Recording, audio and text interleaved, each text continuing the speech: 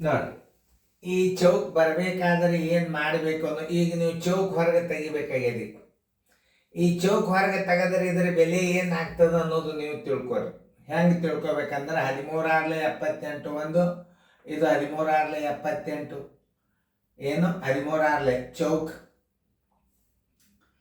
Chowk is equal to 12 6 72 12 ಚೌಕ್ ಬರೋಬ್ಬರಿ ಏನಾಗ್ತದೆ ಇಲ್ಲಿ 12 6 72 ಬರೋಬ್ಬರಿ 72 6 ಮಾಡ್ಕೊರಿ, ಬೇಕಂದ್ರೆ ಅದು ನಡೀತದೆ.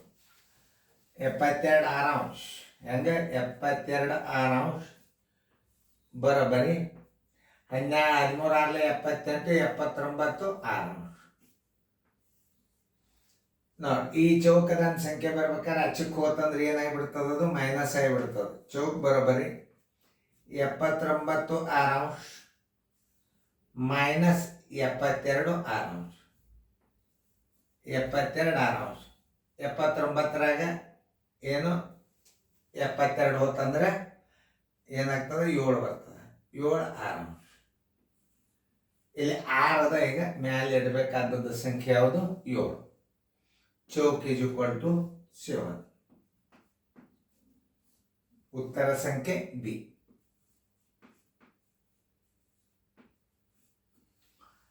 ನೋಡಿ, ಹಿಂಗೆ ತಿಳ್ಕೊಬೇಕು.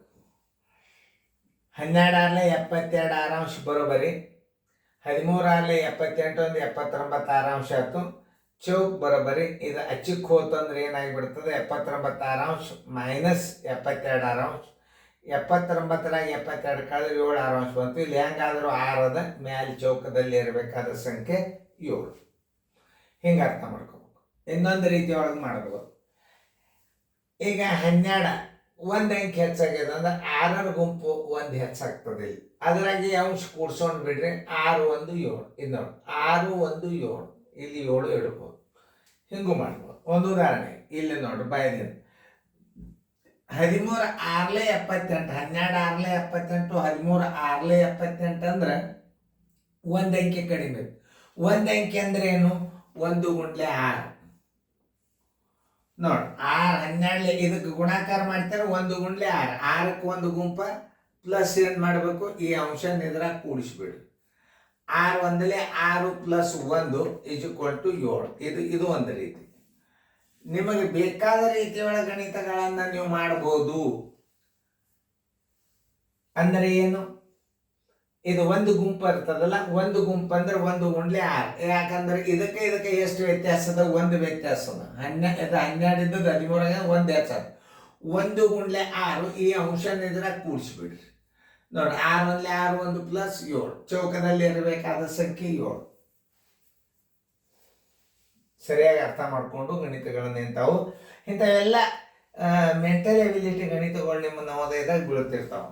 ಇಂಥವೆಲ್ಲ ಮೈನರ್ ಇಂಥ ಗಣಿತಗಳನ್ನು ಸರಿಯಾಗಿ ತಿಳ್ಕೊಬೇಕು. 2 ರೀತಿಯೊಳಗೆ ತೋರಿಸಿದ್ನ. 12 6 72 ಬರೋಬ್ಬರಿ 13 6 78 79 6 ಚೌಕದಲ್ಲಿ ಇರಬೇಕಾದ ಸಂಖ್ಯೆ ಏನಾಯ್ತು 79 6. ಹೆಚ್ಚಕ್ಕೆ ನೀವು ಹೊರಗೆ ಹಾಕಿದ್ರೆ ಮೈನಸ್ 72 6 ಆಯ್ತು. ಮ್ಯಾಲೆ 7 ಬಂತು. 6 ಅದ, ಹೆಂಗಾದ್ರು ಆ 7 ಇಲ್ಲಿ ಇಟ್ಟುಬಿಡ್ರಿ. ಇದು ಒಂದು ರೀತಿ. ಇನ್ನು ಒಂದು ಗುಂಪು ಹೆಚ್ಚಾಗಿದೆ ಅಂದ್ರೆ 1 ಗುಂಡ್ಲೆ 6 ಮಾಡ್ರಿ, ಮ್ಯಾಲಿನ ಅಂಶದ್ರಾಗ ಕೂಡಿಸ್ಬಿಡ್ರಿ. 6 1 7 ಇದು ಒಂದು ರೀತಿಯಿಂದ ಮಾಡ್ಬೋದು.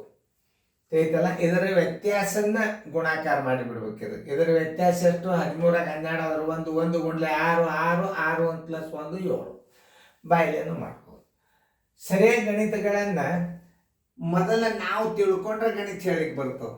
ಇದು ಇಂಥವೆಲ್ಲ ಗಣಿತಗಳೆಲ್ಲ ಮೆಂಟಲ್ ಎಬಿಲಿಟಿದಾಗ ಬರ್ತಾವೆ. ಇವೆಲ್ಲ ಗಣಿತಗಳು ಚಂದ ಕೇರ್ಫುಲಿ ನೋಡ್ರಿ. ಇಂಥವು ಭಾಳ ಕೊಟ್ಟೆ ನಾನು ನಿಮ್ಗೆ ಸೀರಿಯಲ್ದಾಗ, ಭಾಳ ಅಂದ್ರೆ ಭಾಳ ಕೊಟ್ಟು.